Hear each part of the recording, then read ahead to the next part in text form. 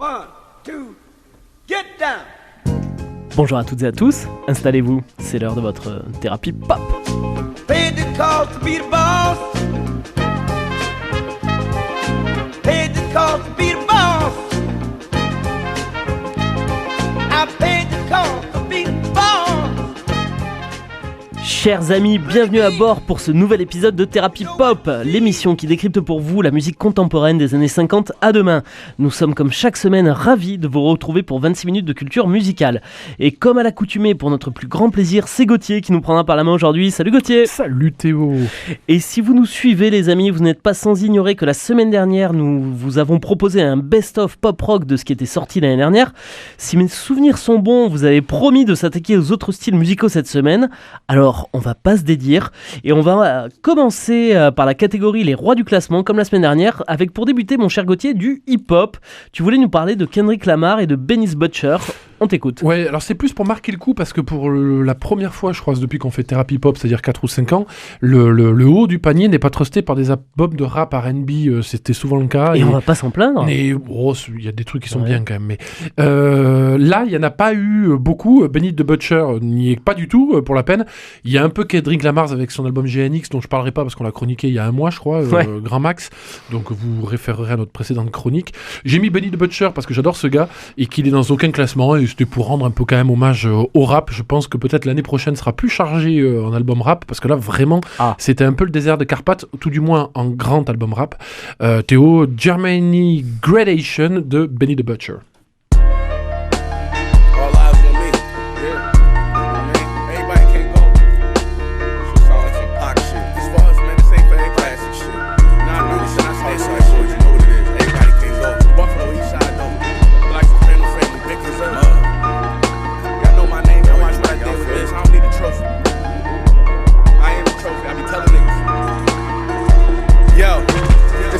Behind that name when they call me the Pyrex man.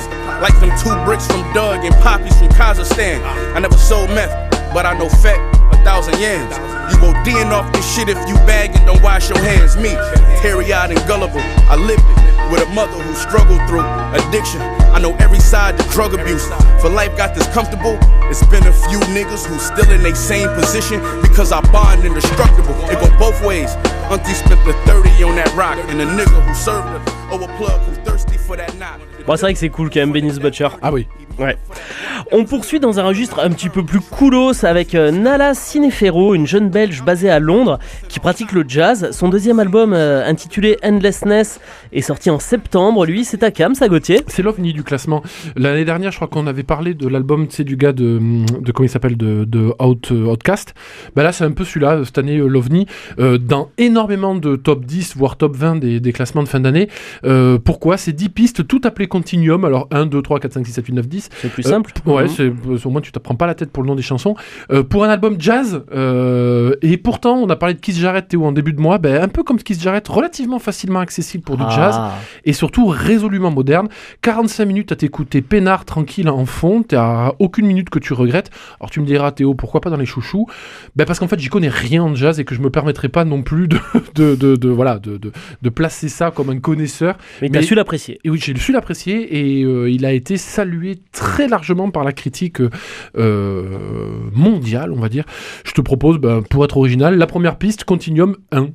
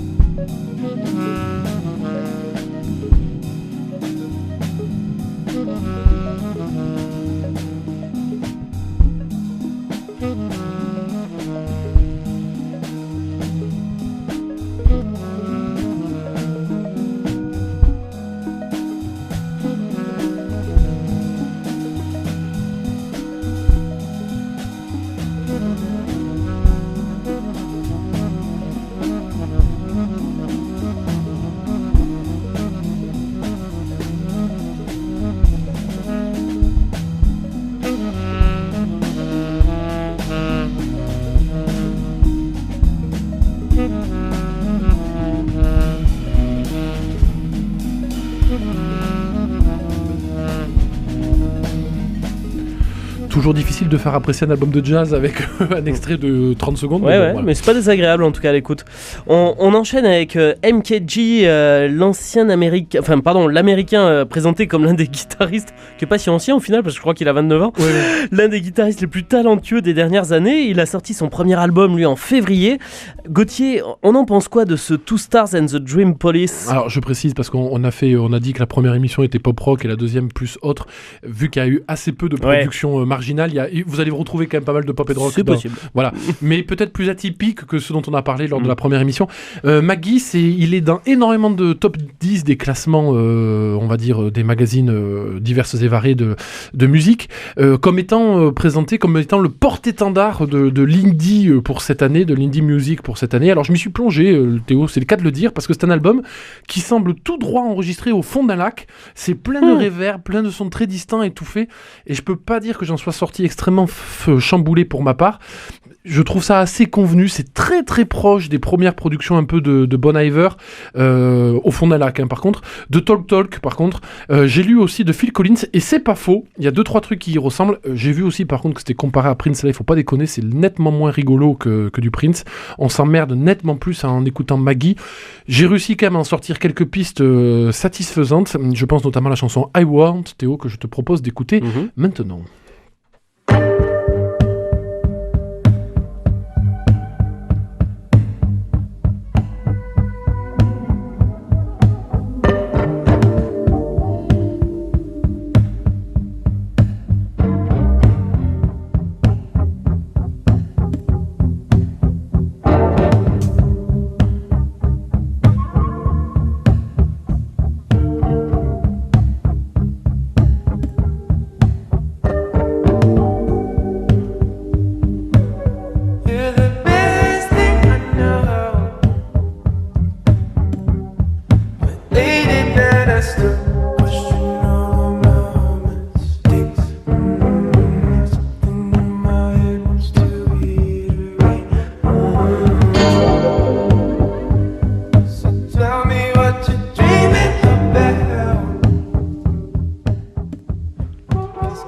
Ok Gauthier, on va enlever nos palmes et notre tuba et on va continuer avec Mustapha the Poet, le Canadien qui a sorti son premier album Dounia en septembre. Si tu devais le comparer, cet album, enfin du moins Mustapha the Poet, ce serait à qui, à quoi? Plein de trucs pop, en fait c'est pas très original comme musique, Mustapha. Ça ressemble, tiens on va le reprendre, Bon Iver peut-être un peu. Décidément. Oui, surtout qu'en fait on compare beaucoup de gens à Bon Iver alors qu'il n'y a pas grand monde qui sait faire du Bon Iver, mais bon, ça y ressemble.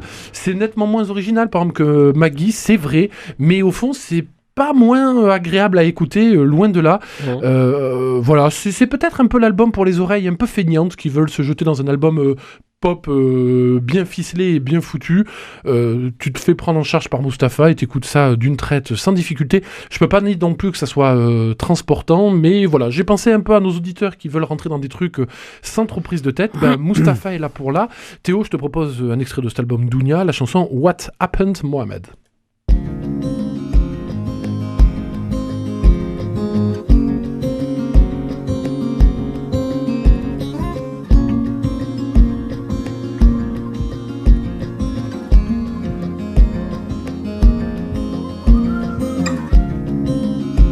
What happened, my nigga?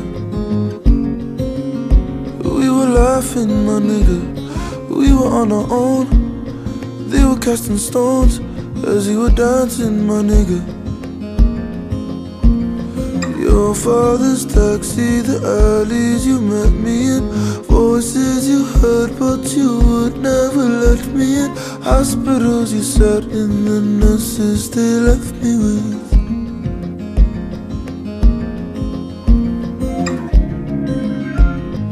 And I was right where you are, but this whole tore us apart.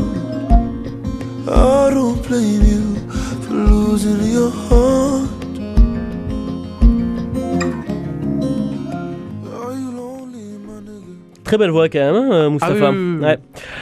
Et la dernière place des rois des classements est occupée par deux reines, Gauthier. Sur ma droite, Charlie XX. Sur ma gauche, Magdalena B. Toi, tu choisis quel côté ? Alors j'aurais pu choisir Magdalena Bay qui a sorti un sacré album avec Imaginal Disc. J'ai choisi Charlie XCX avec son album Brat dans cette espèce de combat effectivement des queens de la power pop assez jubilatoire type Grimes. J'étais bien content que Beyoncé se fasse sabrer et qu'elle soit pas pour une fois numéro 1. J'ai pris Charlie XCX alors d'abord parce qu'elle a réussi je pense le coup marketing de la décennie puisqu'elle a sorti son album 3 fois. Elle a sorti puis elle a ressorti avec 3 chansons de plus et l'album s'appelle genre Brat with 3 songs more ou un truc comme ça et elle a ressorti l'album juste après avec les mêmes chansons mais en reprise et notamment avec une reprise de Bon Iver. Enfin voilà, donc elle a reçu un coup marketing assez hallucinant parce que je pense qu'elle a revendu 3 fois l'album en fait. Ça reste extrêmement fun, parfois beaucoup trop pour moi.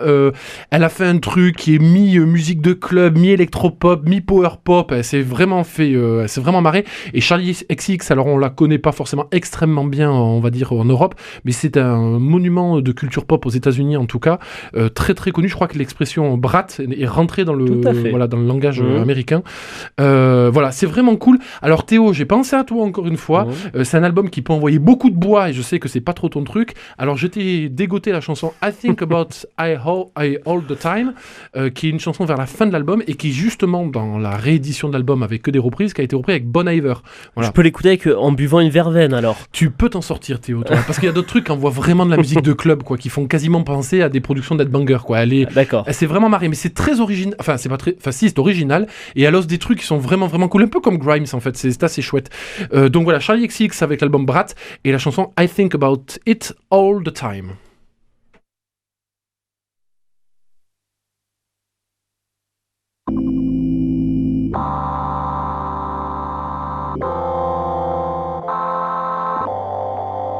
I think about it all the time, that I might run out of time, but I finally met my baby, and the baby might be mine, 'cause maybe one day I might, if I don't run out of time, would it give my life a new purpose?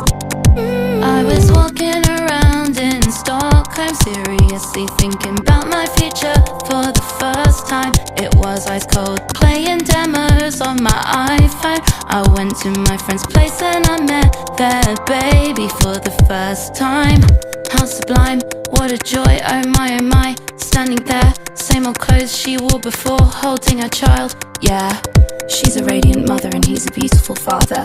And now they both know these things that I don't. I think about it all the time, that I might run out of time, but I finally met my baby, and the baby might be mine, 'cause maybe one day I might, if I don't run out of time, would it make me miss all my freedom? Bah écoute, pour l'instant c'est très écoutable, mais pas forcément avec une verveine. Non mais je t'ai ménagé Théo. D'accord. J'aurais pu sortir bien pire. Il est désormais l'heure de s'attaquer à tes chouchous, Gauthier. Tu voulais commencer par un étonnant duo basé à Bruxelles et à New York, ce qui doit pas forcément être facile pour composer.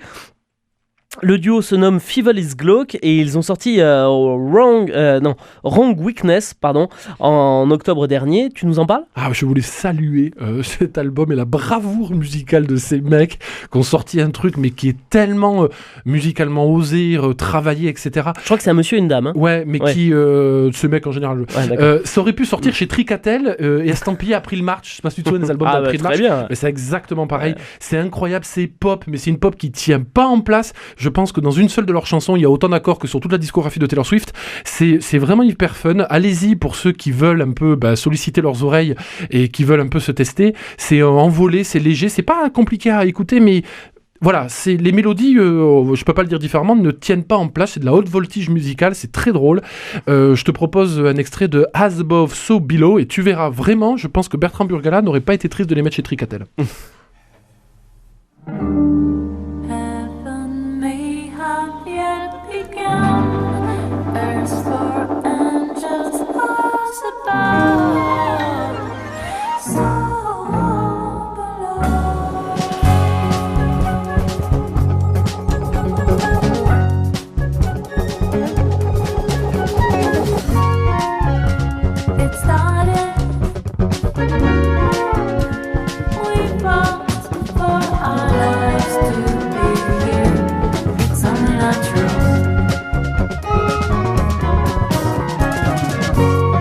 Think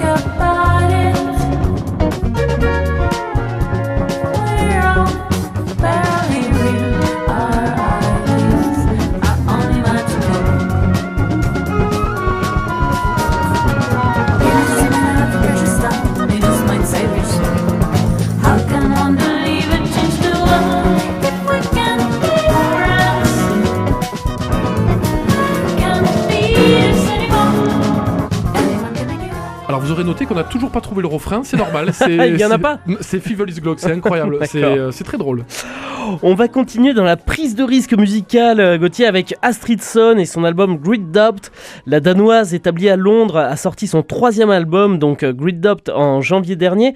Il sonne comment l'album d'Astrid, Gauthier ? Je crois que ça doit s'appeler Astrid Sonn parce qu'elle est danoise, effectivement. Alors, et j'aimais bien le jeu de mots. Gros courage musical, mais dans un tout autre style. Théo, c'est l'album qui m'a fait m'arracher les cheveux. J'étais à la fois fasciné, dérouté. Il y a des chansons quand même, je pense notamment à Boost, dont le riff, si on peut appeler ça un riff, parce qu'il y a aussi des doutes sur l'organisation musicale des chansons, est à la limite de la musique de boss de Castlevania, tu sais, ou d'un truc de Nintendo. Enfin, c'est incroyable. J'ai galéré, j'ai arrêté, j'ai repris, je me suis arraché les cheveux. Je suis passé de la détestation la plus totale à la fascination complète. C'est glacial, c'est répétitif, ça fait des grands écarts harmoniques au possible.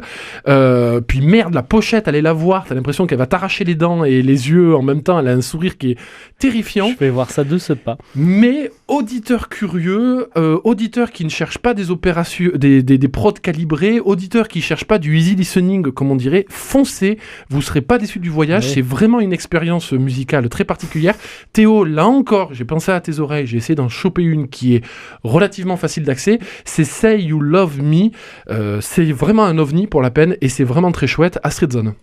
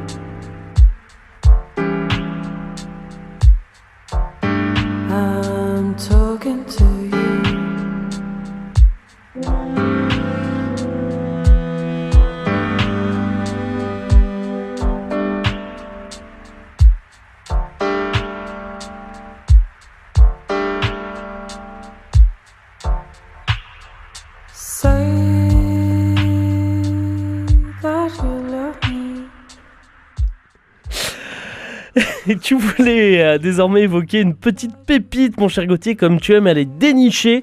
C'est Jessica Pratt et son Here in the Pitch. Un peu plus facile d'écoute que les deux précédents, non ? Oui, alors je dirais pas que je l'ai déniché parce que Jessica Pratt est assez connue, on va dire, mais effectivement, alors comme M.J. Linderman et Waxahachie lors de la précédente émission, c'est l'album parfait. Il n'y a pas une chanson à enlever, ça fait moins de 30 minutes, alors en plus tu passes pas trop de temps, il n'y a pas de fausses notes, c'est de la folk douce, magnifique, tellement profonde, ça ressuscite quasiment Leonard Cohen et les grandes voix féminines de la folk des années 60-70. Il y a aussi presque un peu de Motown parfois dans le son. Chapeau pas à Jessica Pratt qui, je crois, à son 3e album, il y en a pas un seul de raté, donc au moins ça règle le problème. Foncez dessus, Here in the Pitch. Théo, je suis allé te chercher Life Is, parce que c'est la première de l'album, mais j'aurais pu mettre n'importe laquelle. Elles sont toutes somptueuses. Un grand bravo à Jessica Pratt, c'est un album remarquable.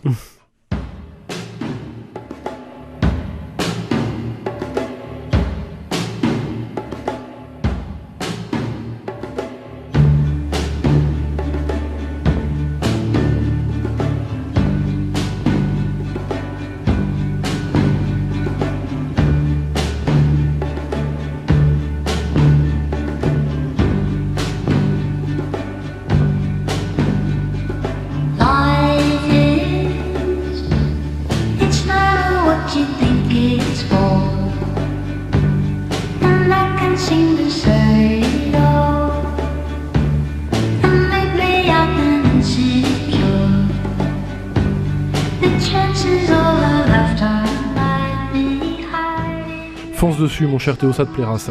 Mais je l'ai fait, figure-toi, en plus. Et ça t'a plu ? Oui, ça m'a plu. T'as pris le seul album qui dure moins de 30 minutes. Je l'ai fait pas plus tard qu'hier, figure-toi, en plus. Dans la série des noms imprononçables, Gauthier, on va découvrir, et je te remercie, Jake Xerzes Fussell, ce bon fermier du sud des États-Unis. Rappelons qu'il vient donc de Columbus, en Géorgie.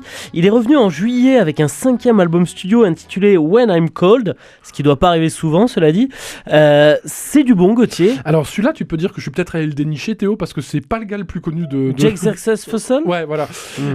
C'est vraiment très cool. Il sort du chapeau un peu sur la fin, on va dire, de mes écoutes de l'année. C'est un pur album de folk, Théo. Et tu me diras, encore de la folk? Eh ben ouais, mais rien à voir. Là, c'est pas de l'Americana comme avec Watchatse ou Raf ou Riff Raff, là. Pas du tout. C'est pas non plus du gros son de studio. Ça montre que la folk, ça peut aussi venir des États-Unis, mais du sud des États-Unis. Ça sent bon le tabac chiqué, le bourbon. C'est sombre, c'est souvent émouvant. Ça sent bon les grands espaces, les rocking chairs, et aussi pour les guitaristes, le finger picking. C'est vraiment cool comme album. Presque la country, là. Ah non, presque en train de me vendre de la country. Ah non, arrête-toi. Ça reste quand même de la bonne folk. Ouais. Je te mets un extrait, c'est la chanson Living Here, Don't Know Where I'm Going. C'est du très très bon, ce bon exercice.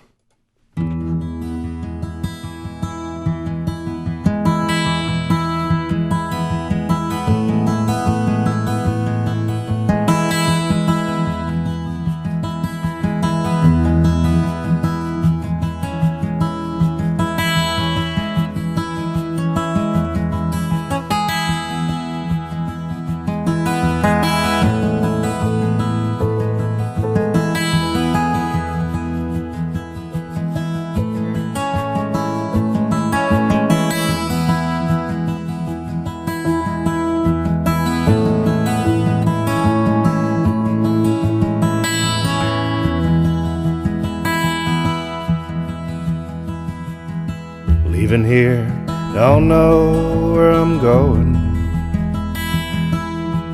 Leaving here, don't know where I'm going. Leaving here, don't know where I'm going.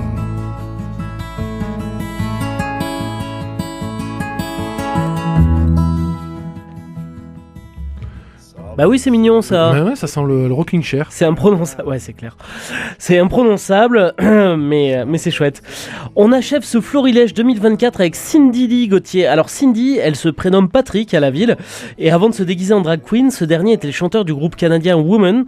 Et elle revient avec un 7e album intitulé Diamond Jubilee. Gauthier, c'est de la bombe. Ça, c'est incroyable. Enfin, alors ça sort de nulle part, dans le sens où Cindy Lee, c'est quand même pas l'artiste le plus connu au monde, et elle a débaroulé. Alors, on pourra en parler pendant des heures, parce qu'elle a même mis en ligne gratuitement l'album et tout. Vous l'avez gratuitement sur YouTube. Enfin, c'est très étonnant. Il y a une façon de le vendre qui est drôle, mais pire que tout, elle a débaroulé avec un album elle a débaroulé avec un album de 2 heures. C'est un double album qui est triple album, je crois, en vinyle, tellement que c'est long. Ça dure plus de 2 heures. Il n'y a pas une chanson à jeter, ça alterne entre un peu, on va dire, du bêta band, un peu de Pretty Things, ces grands albums des années 60 qui n'en finissaient plus, la SF Pharaoh, etc. Ça ressemble aux Shins aussi, parfois, dans la mélodie, quand on écoute All I Want Is You. C'est remarquable. Ça m'a fait penser aussi, dans le côté presque écœurant de gros sons vachement marrants, au best-of du Brian Johnson Massacreur. Ah ouais. Voilà. Oui. C'est Tepid Peppermint Wonderland. Absolument. Ouais, et ça sort de nulle part. La pochette est trop cool. Le son est trop cool, c'est remarquable. C'est incontestablement la découverte de l'année. Ça a fini dans énormément de classements, dans top 1, top 2 ou top 3. Pour quelqu'un, encore une fois, dont Père Grand avait entendu parler, foncez dessus. C'est de la bonne. Il faut un peu de temps, parce que il faut s'envoyer plus de 2 heures de musique. Mais en fait, il n'y a pas un seul moment où tu te dis, tiens, je passe à la suivante. C'est génial. C'était, pour ainsi dire, presque le meilleur pour la fin, même si on a parlé de Nilufer lors de la précédente. Mais voilà, on est... Lui, MJ Linderman, Jessica Pratt, Waxahachie et Nilufer Liania, c'est peut-être le top 5 de l'année, on va dire. On y va à fond les ballons. Et Real Estate, Théo, quand même. Bah, toujours. Et Vampire Weekend, et The Smile. Non, je reste sur ces 6, allez. Chers amis, cette émission touche à sa fin. On va se quitter avec Glitz, donc de Cindy Lee. Je vous rappelle que cette émission est à retrouver sur le site de Radio Présence, mais également sur toutes les plateformes de podcast disponibles. On se retrouve bien entendu la semaine prochaine pour la suite de notre saga sur David Bowie. Une très belle semaine à vous, une très belle semaine à toi, Gauthier. Salut Théo. Salut.